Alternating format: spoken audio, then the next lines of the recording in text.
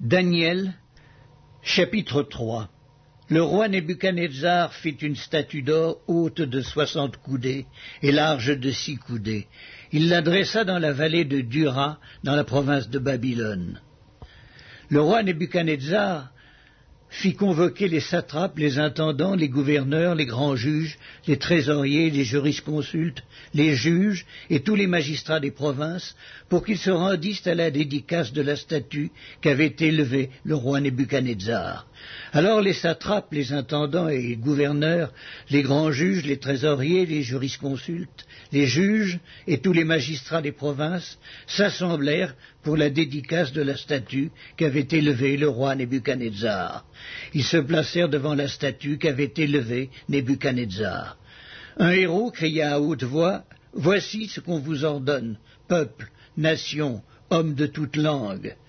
Au moment où vous entendrez le son de la trompette, du chalumeau, de la guitare, de la sambuc, du psalterion, de la cornemuse et de toutes sortes d'instruments de musique, vous vous prosternerez et vous adorerez la statue d'or qu'a élevée le roi Nebuchadnezzar. Quiconque ne se prosternera pas et n'adorera pas sera jeté à l'instant même au milieu d'une fournaise ardente. C'est pourquoi, au moment où tous les peuples entendirent le son de la trompette, du chalumeau, de la guitare, de la sambuc, du psalterion et de toutes sortes d'instruments de musique, tous les peuples, les nations, les hommes de toute langue se prosternèrent et adorèrent la statue d'or qu'avait élevée le roi Nebuchadnezzar. À cette occasion, et dans le même temps, quelques Chaldéens s'approchèrent et accusèrent les Juifs. Ils prirent la parole et dirent au roi Nebuchadnezzar, « Ô roi, vis éternellement. Tu as donné un ordre d'après lequel tous ceux qui entendraient le son de la trompette, du chalumeau, de la guitare, de la sambuc, du psalterion, de la cornemuse et de toutes sortes d'instruments devraient se prosterner et adorer la statue d'or, et d'après lequel quiconque ne se prosternerait pas et n'adorerait pas serait jeté au milieu d'une fournaise ardente. Or, il y a des Juifs à qui tu as remis l'intendance de la province de Babylone, Shadrach, Meshach et Abednego, hommes qui ne tiennent aucun compte de toi, ô roi. Ils ne servent pas tes dieux, ils n'adorent point la statue d'or que tu as élevée. Alors Nebuchadnezzar, irrité et furieux, donna l'ordre qu'on amenât Shadrach, Meshach et Abednego. Et ces hommes furent amenés devant le roi. Nebuchadnezzar prit la parole et leur dit, « Est-ce de propos délibérés, Shadrach, Meshach et Abednego, que vous ne servez pas mes dieux et que vous n'adorez pas la statue d'or que j'ai élevée? Maintenant tenez-vous prêts, et au moment où vous entendrez le son de la trompette, du chalumeau, de la guitare, de la sambuc, du psalterion et de la cornemuse, et de toutes sortes d'instruments, vous vous prosternerez et vous adorerez la statue que j'ai faite. Si vous ne l'adorez pas, vous serez jetés à l'instant même au milieu d'une fournaise ardente. Et quel est le Dieu qui vous délivrera de ma main? » Shadrach, Meshach et Abednego répliquèrent au roi Nebuchadnezzar, « Nous n'avons pas besoin de te répondre là-dessus. Voici, notre Dieu que nous servons peut nous délivrer de la fournaise ardente, et il nous délivrera de ta main, ô roi. Sinon, sache, ô roi, que nous ne servirons pas tes dieux, et que nous n'adorerons pas la statue d'or que tu as élevée. » Sur quoi Nebuchadnezzar fut rempli de fureur, et il changea de visage en tournant ses regards contre Shadrach, Meshach et Abednego. Il reprit la parole et ordonna de chauffer la fournaise 7 fois plus qu'il ne convenait de la chauffer. Puis il commanda à quelques-uns des plus vigoureux soldats de son armée de lier Shadrach, Meshach et Abednego et de les jeter dans la fournaise ardente. Ces hommes furent liés avec leurs caleçons, leurs tuniques, leurs manteaux et leurs autres vêtements et jetés au milieu de la fournaise ardente. Comme l'ordre du roi était sévère et que la fournaise était extraordinairement chauffée, la flamme tua les hommes qui y avaient jeté Shadrach, Meshach et Abednego. Et ces 3 hommes, Shadrach, Meshach et Abednego, tombèrent liés au milieu de la fournaise ardente. Alors le roi Nebuchadnezzar fut effrayé et se leva précipitamment. Il prit la parole et dit à ses conseillers, « N'avons-nous pas jeté au milieu du feu 3 hommes liés ?» Ils répondirent au roi, « Certainement, au roi. » Il reprit et dit, eh bien, je vois 4 hommes sans lien qui marchent au milieu du feu et qui n'ont point de mal, et la figure du 4e ressemble à celle d'un fils des dieux.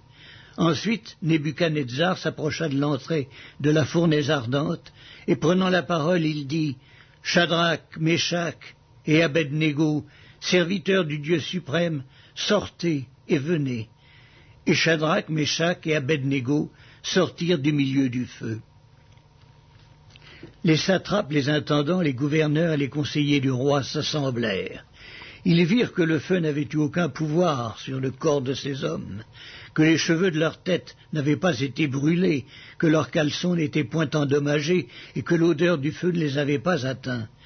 Nebuchadnezzar prit la parole et dit, « Béni soit le Dieu de Shadrach, de Meshach et d'Abednego, lequel a envoyé son ange et délivré ses serviteurs, qui ont eu confiance en lui, et qui ont violé l'ordre du roi, et livré leur corps, plutôt que de servir et d'adorer aucun autre Dieu que leur Dieu.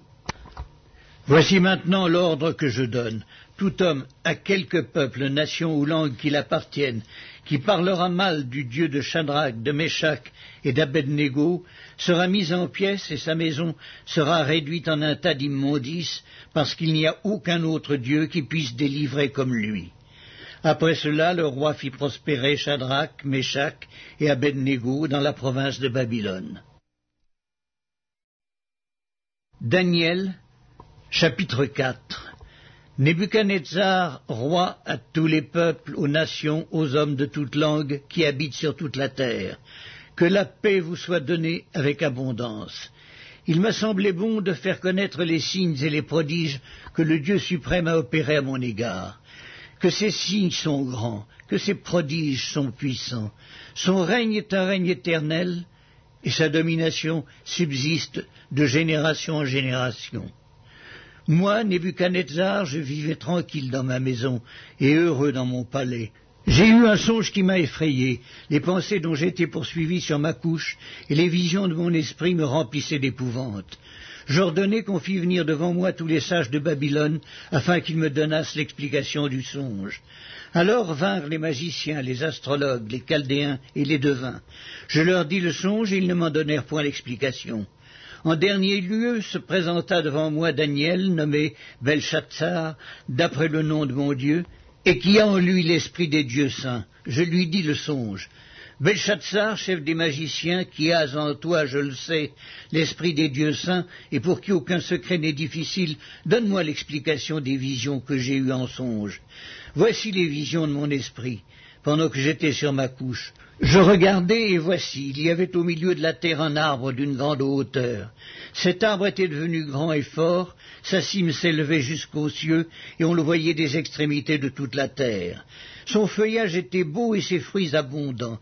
Il portait de la nourriture pour tous.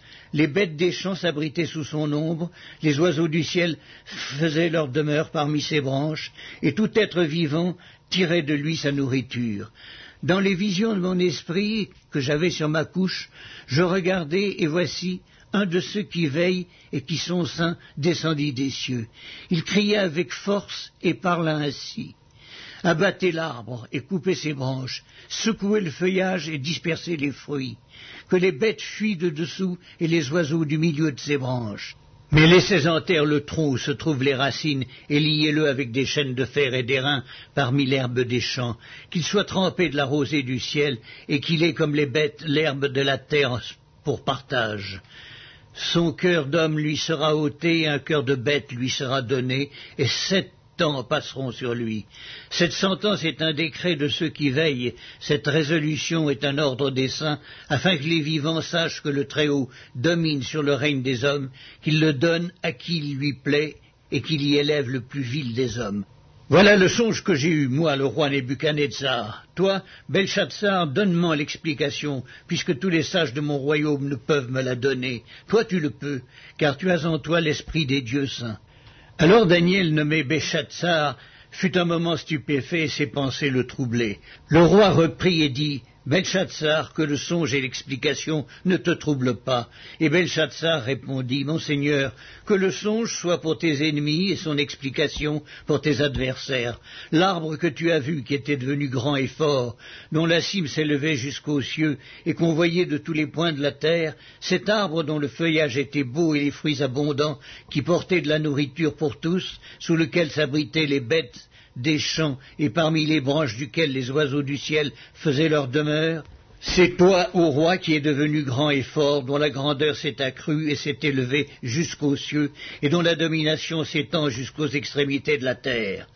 Le roi a vu l'un de ceux qui veillent et qui sont saints descendre des cieux et dire « Abattez l'arbre et détruisez-le, mais laissez en terre le tronc où se trouvent les racines, et liez-le avec des chaînes de fer et d'airain parmi l'herbe des champs, qu'il soit trempé de la rosée du ciel, et que son partage soit avec les bêtes des champs, jusqu'à ce que 7 ans soient passés sur lui. » Voici l'explication au roi, voici le décret du Très-Haut qui s'accomplira sur mon Seigneur le roi. On te chassera du milieu des hommes, tu auras ta demeure avec les bêtes des champs, et l'on te donnera comme aux bœufs de l'herbe à manger. Tu seras trempé de la rosée du ciel, et 7 ans passeront sur toi, jusqu'à ce que tu saches que le Très-Haut domine sur le règne des hommes, et qu'il le donne à qui il lui plaît. L'ordre de laisser le tronc où se trouvent les racines de l'arbre signifie que ton royaume te restera quand tu reconnaîtras que celui qui domine est dans les cieux. C'est pourquoi, ô roi, puisse mon conseil te plaire. Mets un terme à tes péchés en pratiquant la justice et à tes iniquités en usant de compassion envers les malheureux, et tout ton bonheur pourra se prolonger. Toutes ces choses se sont accomplies sous le roi Nebuchadnezzar. Au bout de 12 mois, comme il se promenait dans le palais royal à Babylone, le roi prit la parole et dit « N'est-ce pas ici Babylone, la grande, que j'ai bâtie comme résidence royale, par la puissance de ma force et pour la gloire de ma magnificence ?» La parole était encore dans la bouche du roi qu'une voix descendit du ciel. « Apprends, roi Nebuchadnezzar, qu'on va t'enlever le royaume. On te chassera du milieu des hommes. Tu auras ta demeure avec les bêtes des champs. On te donnera comme aux bœufs de l'herbe à manger. Et 7 ans passeront sur toi, jusqu'à ce que tu saches que le Très-Haut domine sur le règne des hommes et qu'il le donne à qui lui plaît. » Au même instant, la parole s'accomplit sur Nebuchadnezzar. Il fut chassé du milieu des hommes, il mangea de l'herbe comme les bœufs, son corps fut trempé de la rosée du ciel, jusqu'à ce que ses cheveux crussent comme les plumes des aigles, et ses ongles comme ceux des oiseaux. Après le temps marqué, moi, Nebuchadnezzar, je levai les yeux vers le ciel, et la raison me revint. J'ai béni le Très-Haut, j'ai loué et glorifié celui qui vit éternellement, celui dont la domination est une domination éternelle, et dont le règne subsiste de génération en génération. En ce temps-là, la raison me revint, la gloire de mon royaume, ma magnificence et ma splendeur me furent rendues. Maintenant, moi, Nebuchadnezzar, je loue, j'exalte et je glorifie le roi des cieux, dont toutes les œuvres sont vraies et les voies justes, et qui peut abaisser ceux qui marchent avec orgueil. Daniel, chapitre 5. Le roi Belshazzar donna un grand festin à ses grands, au nombre de 1000, et il but du vin en leur présence. Belshazzar, quand il eut goûté au vin, fit apporter les vases d'or et d'argent que son père Nebuchadnezzar avait enlevés du temple de Jérusalem, afin que le roi et ses grands, ses femmes et ses concubines s'en servissent pour boire. Alors on apporta les vases d'or qui avaient été enlevés du temple de la maison de Dieu à Jérusalem. Et le roi et ses grands, ses femmes et ses concubines s'en servirent pour boire. Ils burent du vin et ils louèrent les dieux d'or, d'argent, d'airain, de fer, de bois et de pierre. À ce moment apparurent les doigts d'une main d'homme, et ils écrivirent en face du chandelier, sur la chaude la muraille du palais royal. Le roi vit cette extrémité de main qui écrivait. Alors le roi changea de couleur et ses pensées le troublèrent. Les jointures de ses reins se relâchèrent et ses genoux se heurtèrent l'un contre l'autre. Le roi cria avec force qu'on fit venir les astrologues, les chaldéens et les devins. Et le roi prit la parole et dit aux sages de Babylone, « Quiconque lira cette écriture et m'en donnera l'explication sera revêtu de pourpre, portera un collier d'or à son cou et aura la 3e place dans le gouvernement du royaume. » Tous les sages du roi entrèrent, mais ils ne purent pas lire l'écriture et en donner au roi l'explication. Sur quoi le roi Belshazzar fut très effrayé, il changea de couleur et ses grands furent consternés. La reine, à cause des paroles du roi et de ses grands, entra dans la salle du festin et prit ainsi la parole. Ô roi, vis éternellement, que tes pensées ne te troublent pas, que ton visage ne change pas de couleur. Il y a dans ton royaume un homme qui a en lui l'esprit des dieux saints, et du temps de ton père on trouva chez lui des lumières, de l'intelligence et une sagesse semblable à la sagesse des dieux. Aussi le roi Nebuchadnezzar, ton père, l'établit chef des magiciens. Ce Daniel nommé par le roi, appelle-le. Que Daniel soit donc appelé et il donnera l'explication. Alors Daniel fut introduit devant le roi. Le roi prit la parole et dit à Daniel, « Es-tu ce Daniel, l'un des captifs de Juda, que le roi mon père a amené de Juda? J'ai appris sur ton compte que tu as en toi l'esprit des dieux et qu'on trouve chez toi des lumières de l'intelligence et une sagesse extraordinaire. On vient d'amener devant moi les sages et les astrologues afin qu'ils lussent cette écriture et m'en donnassent l'explication, mais ils n'ont pu donner l'explication des mots. J'ai appris que tu peux donner des explications et résoudre des questions difficiles. Maintenant, si tu peux me donner cette explication, tu seras revêtu de pourpre. Tu porteras un collier d'or à ton cou et tu auras la 3e place dans le gouvernement du royaume. » Daniel répondit en présence du roi, « Garde tes dons et accorde à un autre tes présents. Je lirai néanmoins l'écriture au roi et je lui en donnerai l'explication. » Ô roi, le Dieu suprême avait donné à Nebuchadnezzar, ton père, l'empire, la grandeur, la gloire et la magnificence. Et à cause de la grandeur qu'il lui avait donnée, tous les peuples, les nations, les hommes de toute langue étaient dans la crainte et tremblaient devant lui. Le roi faisait mourir ceux qu'il voulait, et il laissait la vie à ceux qu'il voulait. Il élevait ceux qu'il voulait, et il abaissait ceux qu'il voulait. Mais lorsque son cœur s'éleva et que son esprit s'endurcit jusqu'à l'arrogance, il fut précipité de son trône royal et dépouillé de sa gloire. Il fut chassé du milieu des enfants des hommes, son cœur devint semblable à celui des bêtes, et sa demeure fut celle des ânes sauvages.